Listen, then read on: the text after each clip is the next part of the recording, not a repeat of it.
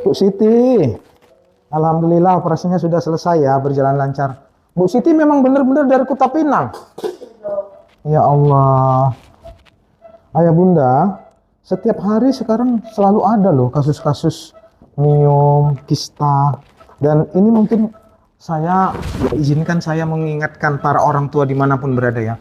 Tantangan menjaga kesehatan anak-anak sekarang ini, terutama kalau dia sekolah jauh dari kita, kos, kuliah. Sekarang perhatikan bro, ya pusat-pusat kanker, pusat-pusat pelayanan ginekologi, onkologi itu sekarang makin banyak anak-anak muda. Usia SMA, usia kuliah atau gitulah. Ya, banyak yang terkena macam-macam kankernya. Segala macam, tumor kah itu, kista atau kanker ya. Dan mungkin itu berkaitan juga dengan gaya hidup, terutama anak-anak yang jauh dari kita itu. Coba tolong diperhatikan dan dinasihati ya. Usahakan gaya hidupnya itu sehat. Yang pertama sekali mungkin menjaga makanan yang sehat, bergizi, seimbang. Hindari makan makanan seperti ultra processed food, itu yang paling bahaya kalau menurut saya. Makanan ultra processed food itu apa coba Melda? Makanan yang diolah secara massal di pabrik. Ya kan, yang makan makanan yang dibungkus-bungkus itu, jajan-jajanan itu kan memang pasti dia mengandung zat-zat aditif seperti pewarna, penyedap, pengawet. Kalau nggak, masa dia bisa bertahan sampai berbulan-bulan bahkan bertahun. Itu jadi seperti isi-isi Indomaret lah, seperti ciki, chips-chips itu segala macam itu. Ya, terus makan makanan instan seperti mie instan dan segala macam. Terus frozen food itu, makan makanan yang dibekukan itu juga kalau bisa dihindarkan ya. Kemudian yang kedua ini, ajarkan anak-anak itu memang untuk berolahraga ya. Orang kalau sudah mendapatkan manfaat berolahraga itu biasanya dia akan terasa sekali lah efeknya ke badan, lebih bugar, lebih sehat, jarang sakit gitu ya. Jadi usahakan olahraga ringan teratur, minimal ajari anak-anak itu jangan dimanjakan, jalan ke kampus jalan ya, jangan sedikit-sedikit naik sepeda motor, sedikit-sedikit naik sepeda motor, minimal jalan tuh kayak orang-orang di di luar negeri itu kan. Sedikit-sedikit ya, memang mereka tuh yang memanfaatkan fasilitas publik atau jalan gitu, nggak yang sedikit-sedikit dibelikan kendaraan dan segala macam. Itu yang kedua, olahraga. Terus yang ketiga, ini ingatkan tuh anak-anak kita itu untuk cukup istirahat ya. Kadang-kadang waktu masa muda ini kan bergadang, ini itu masih tahan Melda, tapi itu juga kadang-kadang bisa mengakibatkan jangka panjang nanti pelan-pelan macam-macam penyakit-penyakitnya, salah satunya itu.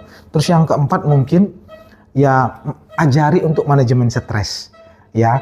Karena stres juga dapat memicu berbagai macam penyakit, salah satunya ini ya, tumor-tumor, kanker-kanker gitu ya. Setiap hari soalnya banyak sekali. Jadi itu mungkin pesan yang bisa kita sampaikan kepada anak-anak yang sedang jauh dari kita untuk belajar. Karena memang faktanya semakin hari pusat-pusat kanker, pusat-pusat pelayanan tumor dan ginekologi dan apa aja lah, bukan mesti ginekologi, itu semakin banyak anak-anak ya. Kalau menurut ibu lah, kira-kira apa ini yang menyebabkan ini? Ya memang penyebab pastinya nggak tahu ya, ini bisa juga karena genetik dan faktor-faktor yang lain. Bisa paparan asap rokok. Ibu merokok? Enggak, suamiku itu ampun tolong. Suami merokok ya. Ya salah satunya itu juga bisa itu. Makanya ya udah, ini saya kasih sama keluarga ya. Nah ini udah selesai, tinggal diperban ibu ya. Iya.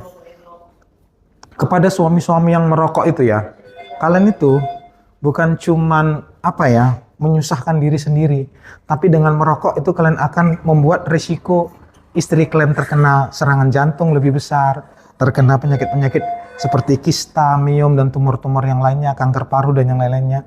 Membuat anak-anak kalian itu mempunyai peluang lebih besar untuk stunting, keterlambatan tumbuh kembang, kecerdasan yang menurun.